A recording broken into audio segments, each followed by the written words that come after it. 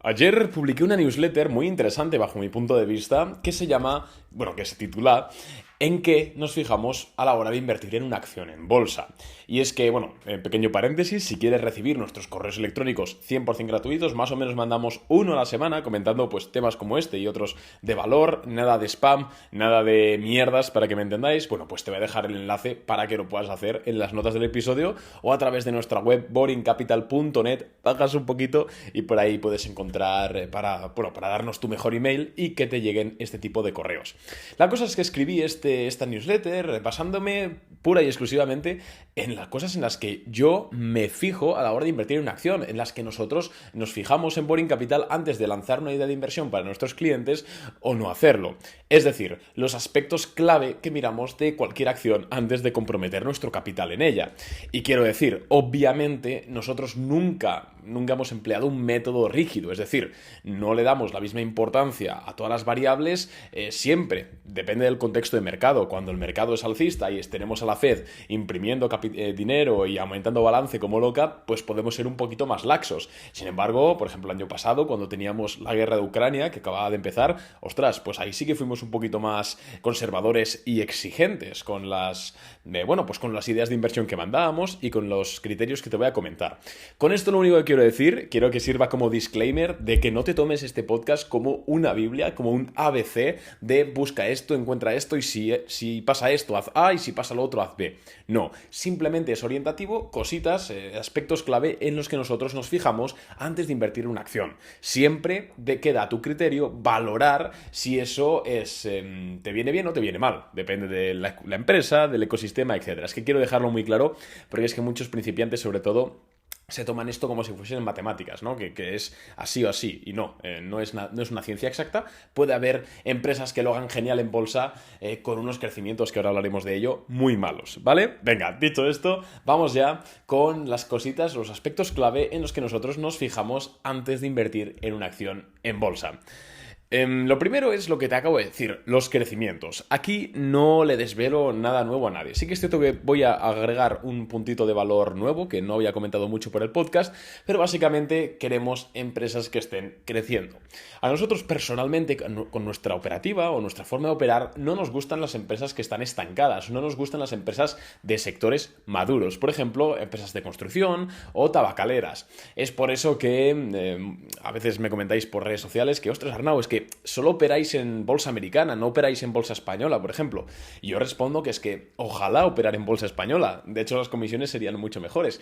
Sin embargo, en España, en este caso, hay muchas empresas maduras. Pues está ACS, pues todas las empresas del IBEX prácticamente, bancos, son empresas maduras, sin crecimiento, ya establecidas. ¿Por qué? Porque para que una acción suba de precio, en el corto y en el medio plazo, debe existir demanda. Hasta aquí estamos de acuerdo todos. Y para que exista demanda, debe haber algo, un factor que haga que inversores quieran comprar acciones de esa empresa. Y el mejor factor que da ese gusanillo a los inversores para que compren más acciones y generen demanda son los crecimientos. Quiero hacer un paréntesis pequeñito, y es que para los nuevos, que hay muchos, nosotros también operamos a largo plazo, por supuesto. Yo tengo mi cartera a largo plazo, tengo mis fondos indexados, por supuesto, pero sobre todo nos dedicamos al corto plazo, no al trading intradiario, sino a especular, más bien, ¿no? Mantener una operación abierta entre 1 y 5 o 6 semanas, digamos en este corto plazo, pero de forma más calmada. Así que nos interesa muchísimo encontrar esos movimientos alcistas rápidos. Y la mejor forma de encontrar esto es en empresas que están arrojando unos crecimientos sobresalientes. Pero ojo, porque aquí viene un puntito bastante importante, y es que hay muchas personas que simplemente analizan una empresa, ven que está creciendo quarter to quarter, quiero decir, este trimestre contra el trimestre anterior, está creciendo un 80%. Y ya dicen, ostras, aquí hay una mina de oro. Cuidado. Tenemos que comparar los resultados, tanto en ventas como en EPS, no solo con el trimestre anterior, sino también con el mismo trimestre del año pasado. ¿Por qué? Porque en muchas ocasiones hay empresas que su mejor producto es cíclico. Por ejemplo, una empresa que se dedique a dar vestimenta para ir a esquiar, ¿no? Que es un deporte de invierno. Pues obviamente en verano esa empresa va a tener unos resultados pobres y en invierno van a subir muchísimo. Entonces, tú quizás en el último trimestre ves cómo los resultados comparados con el tercer trimestre han incrementado un 100%. Y tú te puedes creer de forma falsa que esa empresa está creciendo. Sin embargo, es simplemente por culpa de la estacionalidad de su producto. Deberías comparar los resultados, en este caso del cuarto trimestre de 2023, en este caso, con el de 2022, para ver si hay un crecimiento real o no, quitando o desestacionalizando esa demanda. Esto es muy importante. Pregunta, Arnau, ¿a partir de cuánto es un crecimiento que a ti te gusta? Hombre, pues aquí ya depende mucho de la empresa, del momento del mercado, de qué estemos buscando, etcétera, pero yo te diría que en mercados bajistas o laterales o muy volátiles como el actual, al menos un 20% de crecimiento debe haber, tanto en ventas como en EPS. Es cierto que igual hemos entrado en los últimos meses en empresas que crecían un 15, o en empresas que crecían un 50, ¿vale? Por supuesto, insisto, esto no es estático, pero por norma general, a partir de un 20% me suelen gustar. En mercados bajistas o volátiles, en mercados alcistas buscamos mínimo un 40% de crecimiento, ¿eh? Tanto trimestre a trimestre, no trimestre a trimestre, sino comparado con el año anterior. Importante. Segunda cosita en la que nos fijamos, ventajas competitivas. Y diréis, pero vamos a ver, Arnau, ¿no acabas de decir que tu operativa o el grosso de tu operativa se basa en el corto plazo? ¿Qué más te da que una empresa tenga una ventaja competitiva o un foso económico que le ayude a retener clientes a largo plazo? Bueno, es que a mí me puede dar igual, pero es que volvemos a lo mismo. ¿Por qué suben las acciones de precio en el mercado? Coño, pues porque hay demanda. ¿Y cómo se genera esa demanda? ¿Quién genera esa demanda? Esa demanda la generan inversores a largo plazo, grandes fondos de inversión y grandes patrimonios, que invierten, insisto, a largo plazo. Y ellos se fijan muchísimo en las ventajas competitivas. Entonces, yo, aunque solo vaya al corto plazo, como busco detectar estos movimientos alcistas, tengo también que entrar en acciones de calidad, ¿vale? Aunque las voy a tener poco tiempo en cartera, da igual. Tengo que entrar en acciones de calidad porque son las que están comprando los grandes fondos de inversión y las que impulsan el precio al alza.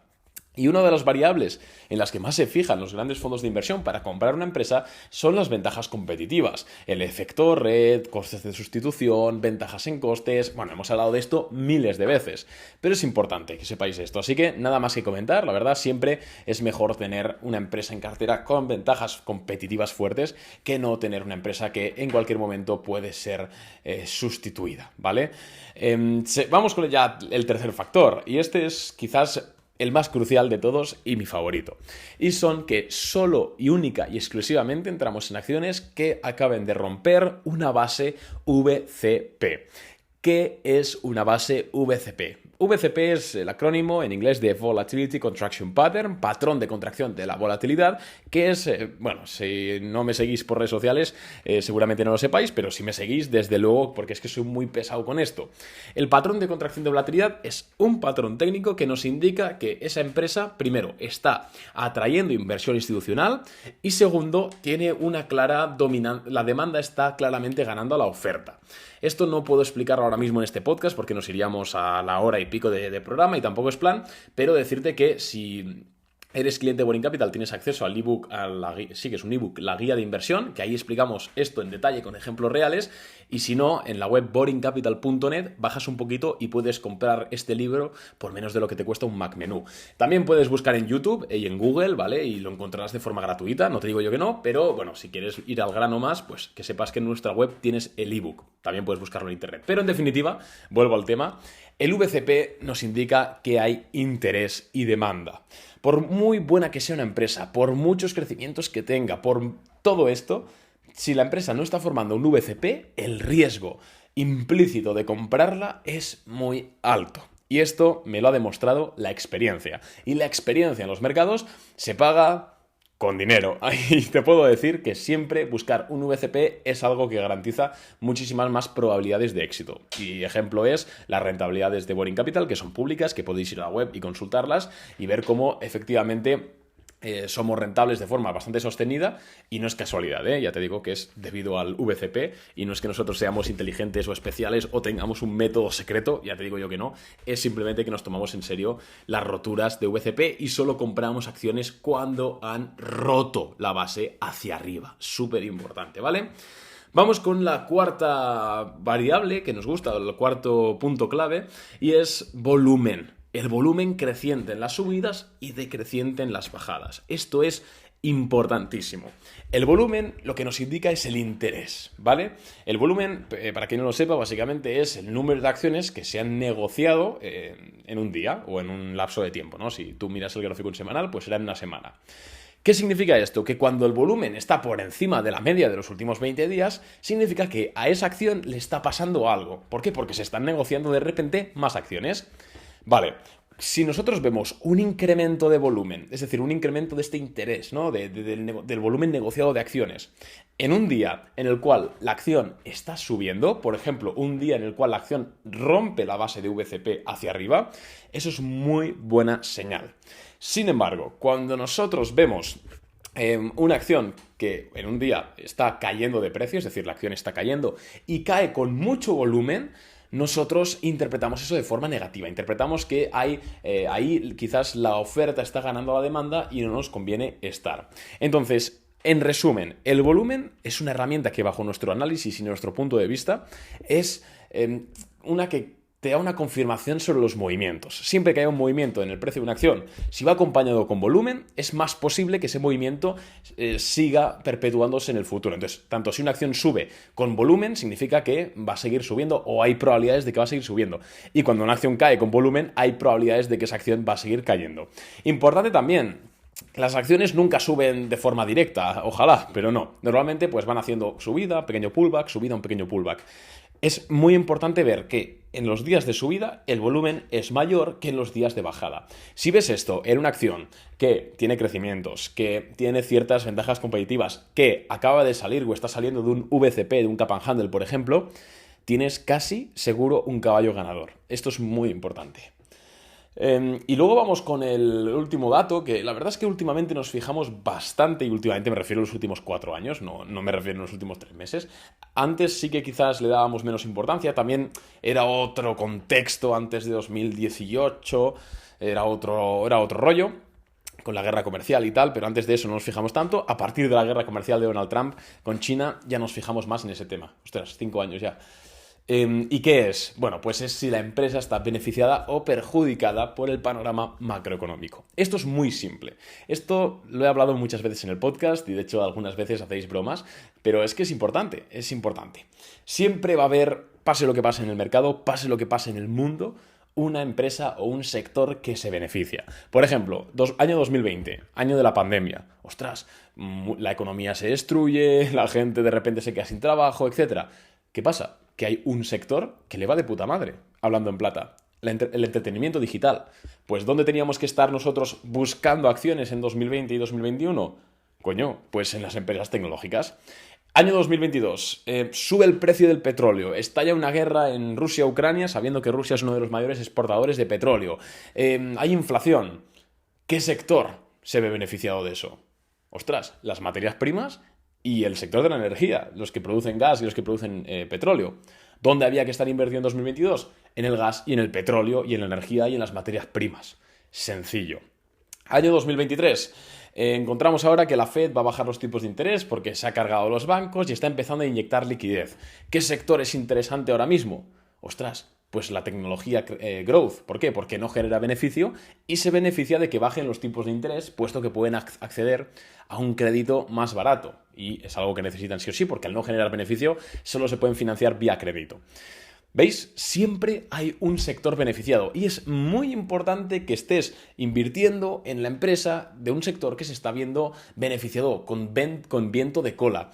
Es muy difícil, no digo que no se pueda, pero es muy difícil ganar dinero con el viento de cara. Muy difícil. Y además de muy difícil, es una tontería, porque ¿para qué invertir en acciones que están claramente en sectores perjudicados por la situación cuando puedes invertir en otros. Es que aquí no hay favoritismos, no es como un equipo de fútbol, que no, es que yo soy de Google o yo soy de Meta. No, tú eres de la acción que te va a dar dinero, así que deja de enamorarte de sectores y simplemente ve a aquellos que se están beneficiando. Y Arnau, ¿cómo sé qué sectores se están beneficiando? Pues en primer lugar puedes aplicar el sentido común, que desde luego es algo que te ayudará muchísimo en la bolsa. Y otra opción que tienes es ir a la web finbiz.com en el apartado de groups y ahí podrás ver los sectores que mejor se están comportando durante los últimos 3 meses, 6 meses, 12 meses y ahí puedes ver, ostras, pues sí que tiene sentido que ahora mismo la tecnología se comporte bien o sí que tenía sentido en 2020 que el entretenimiento digital se comportase bien, por ejemplo. Y hasta aquí el podcast, la verdad, poquito más que comentar, creo que he dado unos puntos bastante importantes que desde luego mejorarán tu forma de operar en bolsa. Te recuerdo que si quieres recibir nuestras ideas de inversión y muchas cosas más, como tenerme a mí uno a uno, resúmenes diarios de mercado, muchísimo más, puedes hacerte cliente de Boring Capital. Es un servicio que históricamente es rentable a partir de 2.000, 3.000 euros, dólares de inversión. Puedes consultar todas nuestras rentabilidades públicas y transparentes en la web boringcapital.net. Y si te ha gustado el episodio, te pido que lo valores con 5 estrellitas en Spotify, en Apple Podcast, donde sea que lo estés escuchando. De verdad, lo agradezco un montón. Un abrazo y nos vemos mañana con un nuevo episodio. Adiós, amigos.